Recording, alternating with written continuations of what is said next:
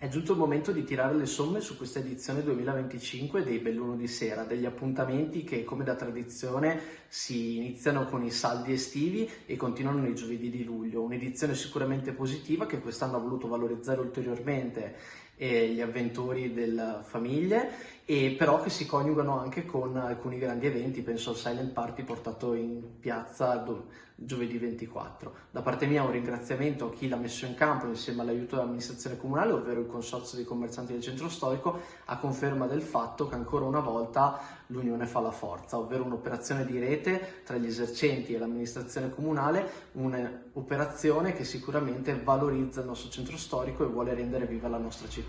Certo, una tradizione consolidata con la quale guardiamo con ottimismo al 2026. Credo fortemente che il connubio appunto tra commercianti e amministrazione comunale possa portare ancora molti eventi a Belluno e quindi attirare non solo i nostri residenti ma anche qualcuno da fuori per vivere al meglio la nostra città d'estate.